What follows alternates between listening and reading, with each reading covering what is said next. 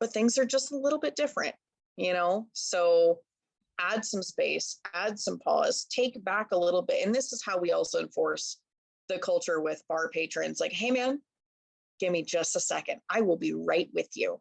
Rather than taking a lot of the abuse that we had been taking pre-pandemic, we have the chance to renegotiate that relationship. And so we have been. Yeah. And I think that it's difficult, but it's really worth it. Right. And if you are signing off on it as the manager, then it's that much easier for the staff to not feel like they're a servant, you know? Yep. Oh, I will come in and tell y'all to get the heck out. No problems. Good. Yep. God. Yeah, that's just an awful feeling, isn't it? Mm-hmm. When you're just Yep. getting walked over. Somebody's so mad. Ugh. And it's just there's no place for that. There's no reason for any of us to be rude to each other ever. We have a rule at the bar. Don't be a dick. Number one rule, don't be a dick. Yeah. You can think what you want to think as long as you are not being a jerk to other humans.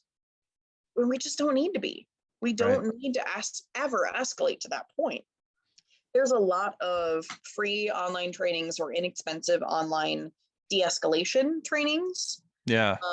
And that's is there one you'd recommend? Do you remember which one? I'll email you. Okay. Because there's an organization called Tales of the Cocktail. Last year, they did a bunch of free seminars that included some de-escalation training. I don't know if they're doing it this year. Nice. But I'm on the hunt to find it. I would like to do that annually with staff because it gets you in the mindset of walking through the escalated situations and how training, kind of like a muscle memory. Yeah. When someone's in your face saying something terrible, you've already said to a computer screen on a Zoom session, I will not tolerate you talking to me like that. You need to calm down, or whatever it is that you're going to say. We don't accept that behavior here. Having that muscle memory of saying that is a very powerful tool. So I will add in. Yeah, and that'd be an interesting person for us to interview in a setting like this as well, somebody from that organization. Well, and there's a bunch of them. In terms of free or inexpensive, I will say Laura Louise Green. Oh, I don't know if that's her name. I will find it. Okay. Health. I know she's Healthy Poor on Instagram. Okay.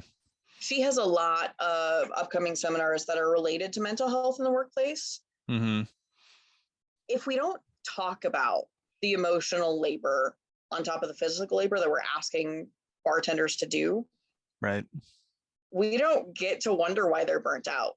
Yeah. If you're not willing to examine it, right? So she, with Healthy Poor, does a lot of training on what does mental health in the workplace look like? How do you address it? And she also focuses on like the manager side of it. How do you, one of the things I've struggled with, these are my staff, these are my friends. How do you keep that boundary and respect their mental health? Walk that fine line of expecting what you need to expect from as bartenders or staff to being cognizant of what they're dealing with as humans. Like that's a really fine, heart-wrenching line to walk sometimes. So yeah, Healthy Poor on Instagram. I think she's got some related to de-escalation training coming up, but she does bespoke trainings also. Nice. And then on Tales of the Cocktails YouTube channel, they do have all of their 2021 seminars up there, and there are some discussions on there about de-escalation in the workplace. But you do have a lot of those trainings happen privately and aren't recorded because you're talking about sensitive topics like sexual harassment. So you'll find kind of a give and pull on what's freely available, but I will share some of those because that was one thing this time around that all of our staff and the one-on-ones identified is they want more practice with de-escalation, because getting in that situation where someone comes up and they're aggravated or they're entirely too intoxicated or they, are causing problems. Yeah. Oh, I don't know how to handle it, Right. So having some of that experience helping arm them and have the other thing that helps do is give you a common language to talk about problems too. Right. If you've talked about, hey, this is how we handle when someone's escalated. What does escalated mean? How do we handle that? Do we need to talk about if someone got really escalated in the bar?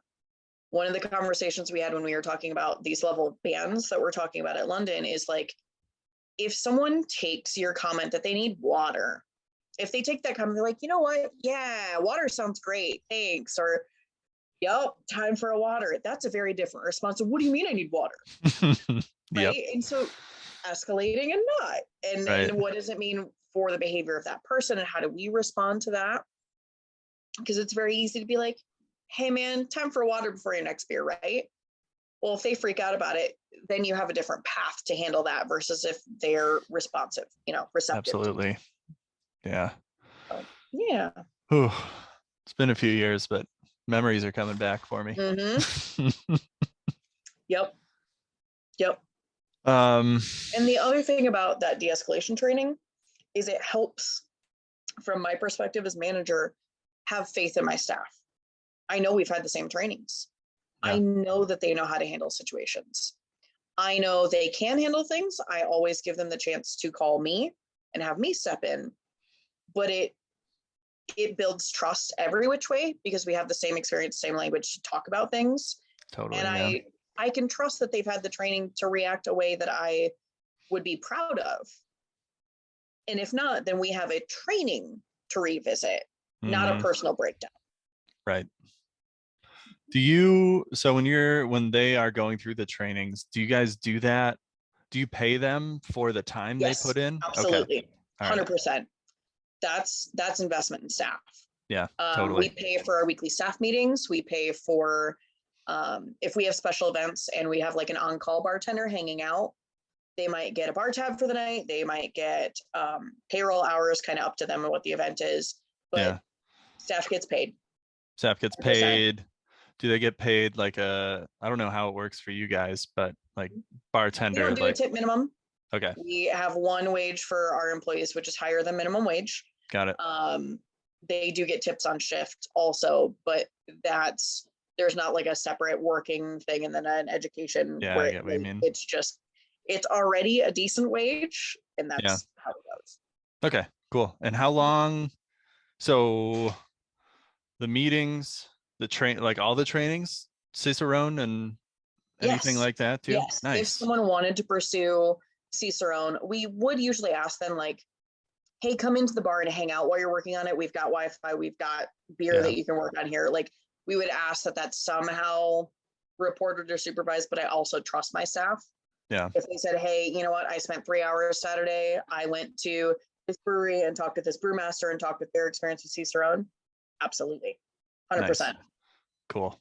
We do kind of have like a loose idea of a budget per staff member per year on additional stuff. Okay. Like additional, like meaning those trainings? Cicerone, or something like that. Like we consider that something above and beyond, a little bit additional. Yeah. Like I can't afford to send everyone to Tales of the Cocktail and I'd love to. That's not how it works. Yep. But we also, the other thing that I do is in our group app is we have an education and industry events tab. Nice. And I am constantly sharing, hey, here's scholarship opportunities.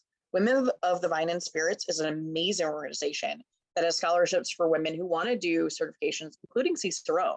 Mm-hmm. So if you can apply, DISCUS, the Distilled Spirits Council of the United States, they have scholarships that open in August that can also help pay for staff training. So the more we can encourage staff to pursue their own little niche things that they want to learn about, connect them with resources to help pay for it.